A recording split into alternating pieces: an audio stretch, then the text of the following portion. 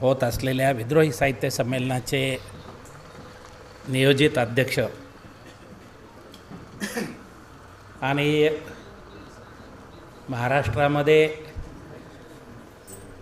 ज्यांनी शाहिरीच्या माध्यमातून सांस्कृतिक कार्यक्रमाच्या माध्यमातून एक वादळ निर्माण केलेलं आहे आणि ह्या वादळाचे तडाखे इथे जे काही विषमता भेदभाव शोषण करणाऱ्या शक्ती आहेत त्यांच्या पाठीमागे असलेल्या राज्यसत्ता आहेत या सगळ्यांना तडाखे देण्याचं काम जे करतात ते आपले सर्वांचे लाडके लोकशाहीर कॉम्रेड संभाजी भगत, आमचे आदरणीय अध्यक्ष करुणादादा पगारे. मी मगाशी विनोदानी निरंजन टकलेनं म्हटलं आता चिलखत घालून तुम्हाला फिरावं लागेल. म्हणजे माझ्या पाहण्यामध्ये नाही आहे, माझ्या सार्वजनिक आयुष्यामध्ये इतका बेडर माणूस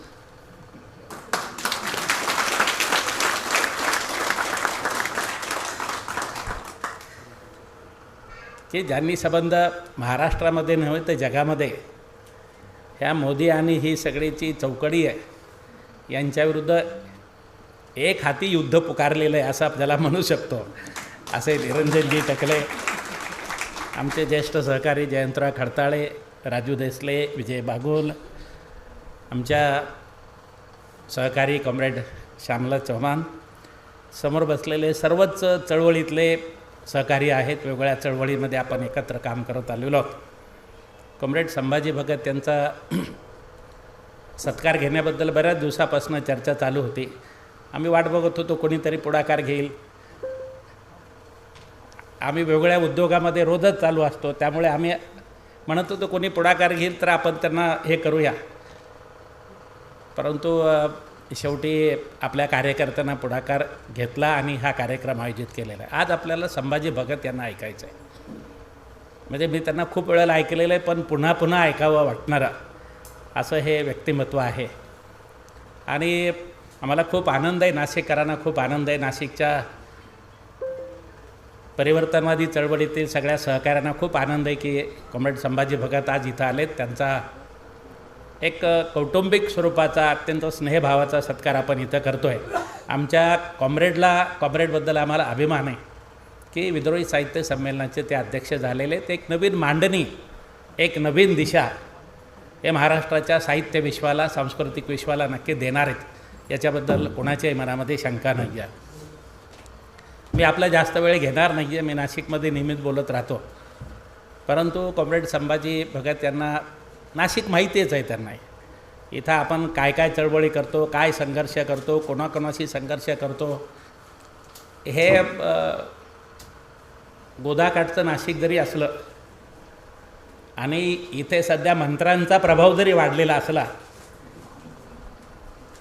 तरी इथे आणि अलीकडच्या काळामध्ये तंत्रांचा पण प्रभाव वाढलेला आहे खरातांच्या माध्यमातून.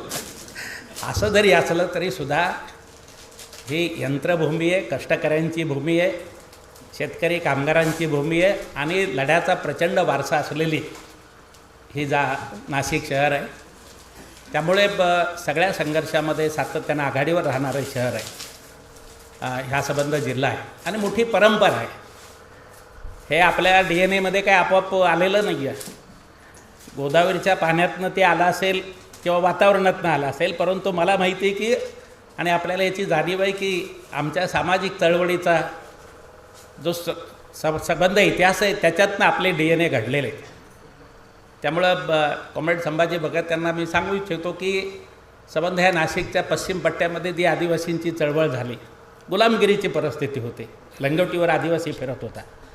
परंतु लालबावट्यांनी त्याला संघटित केलं, संघर्ष केला. अनेक कार्यकर्ते हुतात्मे झाले. 3 कार्यकर्ते गोळीबारामध्ये मारले गेले. कमीत कमी 55,000 कार्यकर्ते आणि आदिवासी शेतकरी जेलमध्ये होते. शेकडो संघर्ष झालेले आहेत, लाठीमार झालेले आहेत, अनेक गोष्टी. परंतु जगण्याचा अधिकार त्यांनी टिकून ठेवला आणि एक प्रभावी अशी चळवळ या भागामध्ये केली. इथल्या आंबेडकरी जनतेने अनेकदा शक्ती प्रदर्शन केलेलं आहे. महाराष्ट्र सरकारला इशारा दिलेला आहे, इथल्या जातीवाद्यांना इशारा दिलेला आहे. त्यामुळं आमच्या गल्लीतही येऊन कोणी आवाज करण्याचा प्रयत्न करत नाही, नाशिक शहराची ओळख आहे. त्यामुळे आत्ताच गोविंदगिरी महाराज बुद्धांवर प्रवचन करणार होते आणि आमच्या सहकाऱ्यांनी प्राध्यापक गंगाधर आहिर यांनी सहकाऱ्यांनी सांगितलं की तुम्ही जर उलटं साईड काही बोललात तर हे नाशिकही लक्षात ठेवा, आम्ही तुमच्यावर लक्ष ठेवून आहोत. तर ही अशी लढाऊ भूमी आहे, संघर्षाची भूमी आहे. फार मोठे चॅलेंजेस आहेत आपल्यासमोर. सध्याचं वातावरण आपल्याला माहिती आहे. एक कार्यकर्ता म्हणून आपल्याला नक्कीच चिंता वाटते ह्या परिस्थितीची. संविधानावरचा हल्ला आहे, जातीवाद्यांचा प्रभाव वाढला आहे, धर्मांध शक्तीचा प्रभाव वाढला आहे, विषमता वाढत चाललेली आहे, आर्थिक शोषण वाढत चाललेले, स्त्रियांवरचे अत्याचार वाढत चाललेले. अगदी त्र्यंबकेश्वरच्या मंदिराजवळसुद्धा 100 वर्ष कष्ट करणारे टपरीधारक हे विकासाच्या नावाखाली उद्ध्वस्त करण्यात आलेले आहेत. एक सिमेंट कॉन्क्रीटचा निसर्गाचा विध्वंस करत, माणसांची जगण्याची साधनं उद्ध्वस्त करत, हे जे का कॉर्पोरेटला अभिप्रेत असलेला विकास संबंध देशामध्ये, महाराष्ट्रामध्ये आणि नाशिकमध्ये सुरू आहे, त्याच्याबद्दलचा संघर्ष निश्चितपणे सुरू आहे. कॉम्रेड संभाजी भगत आपल्या गीतांमधनं, आपल्या साहित्यिक मांडणीमधनं, आपल्या सांस्कृतिक संघर्षातनं ह्या चळवळीला फार मोठं बळ आवश्यक आहे. आम्हाला जाणीव आहे की आपल्या समाजाच्या जाणीवेत आणि नेणिवेमध्ये हे जे काही बसलेलं आहे, विषमता आहे, भेदभाव आहे, ह्या सगळ्या गोष्टी ज्या बसलेल्या आहेत आणि संबंध ह्या अपप्रवृत्तीचा जो प्रभाव आहे, तो प्रभाव काढणं काही सोपी गोष्ट नाही. हा आपला स्वतःची संघर्ष आहे, आपल्या कुटुंबातल्या लोकांशी संघर्ष आहे, समाजामध्ये सगळ्यांशी संघर्ष आहे. माणूस बदलण्याचा संघर्ष इतका सोपा सरळ रेषेमध्ये नाही, ह्याची आपल्याला जाणीव आहे. आणि म्हणून अनेक वर्ष कदाचित त्याच्यामध्ये लागतील. आपण नेटाने लढणार आहोत. अगदी कालच्या निवडणुकीच्या निकालाने सुद्धा आम्ही कोणी हादरलेले बिदरलेलं नाही आहे. निवडणूक आपला 3 आठवड्याचा कार्यक्रम असतो, बाकी ते आपण लोकांच्या प्रश्नावर संघर्षामध्येच असतो. आम्ही त्याला काही घाबरत नाही आहे.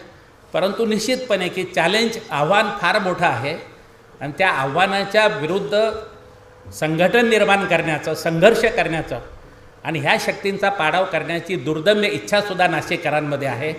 जी इच्छा कॉम्रेड संभाजी भगत यांच्यामधून ओसंडून वाहत असते आणि म्हणून तुम्ही आम्हाला एक प्रेरणास्थान आहात. तुम्ही आमच्यासाठी एक आदर्शाचं उदाहरण आहात. आम्हाला प्रचंड अभिमान आहे की तुम्ही या संमेलनाचे अध्यक्ष आहात. तुम्ही फक्त पुस्तक लिहिण्यासाठी, गीतं लिहिण्यासाठी, कविता लिहिण्यासाठी पेन चालवलेला नाही आहे, तर व्यवस्था बदलासाठी तुम्ही संबंध तुमची प्रतिभा वापरलेली आहे आणि प्रस्थापितचं जे काही साहित्य आहे, संस्कृती आहे, ते जे गुणवत्तेची फार भाषा करतात, त्या गुणवत्तेला तोडीस तोड अशा पद्धतीची कलाकृती तुमच्या माध्यमातून निर्माण केलेली आहे. मी संपूर्ण नाशिककरांच्या वतीनं, श्रमिकांच्या वतीनं आपलं मनपूर्वक क्रांतिकारी अभिनंदन करतो आणि आपल्याला शुभेच्छा देतो. धन्यवाद.